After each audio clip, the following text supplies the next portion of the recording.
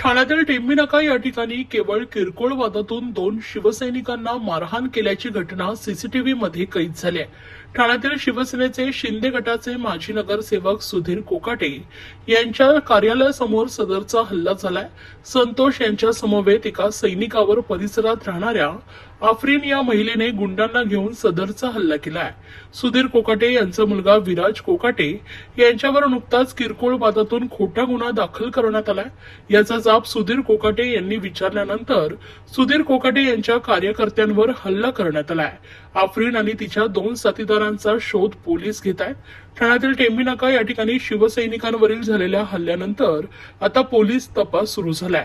आता ठाणे पोलीस सीसीटीव्हीच्या माध्यमातून आरोपीचा शोध घेत आहेत।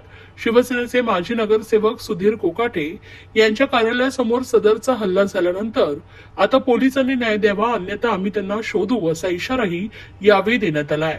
8:30च्या दरम्यान आफरीन नावाची मुलगी आली, पहिले मोटरसायकलवर आली आणि तिच्या मागे एक रिक्षा होती। तर रिक्षा गाडीच्या मागे होती, कोणाला काय लक्षात नाही आलं आणि आमची 4 मुलं बसली होती।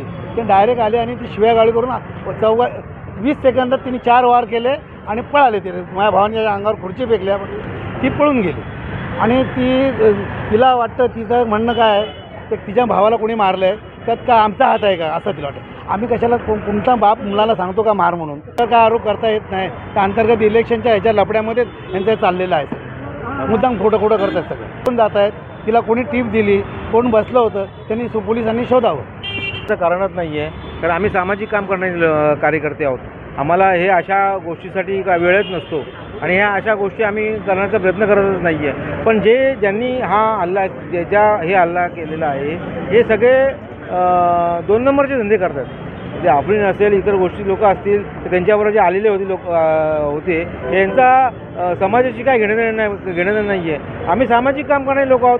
आम्ही 10 वाजता, 11 वाजता, 2 वाजता रात्री लोकांच्या फोन आले तर आम्ही बाहेर पडतो आणि आमच्या नगरसेवक जे 20 वर्षे नगरसेवक आहेत यांना कुठेतरी राजकीय प्रतिबंध बसावा, त्याच्या मागे दुसरा कोण आहे का, याचाही आम्हाला पोलिसांना जाब विचारायचा आहे। तुमचा विश्वास आहे, पोलिसांनी आम्हाला वेळोवेळी चांगलं सहकार्य केले, आताही पोलीस सहकार्य करतायत।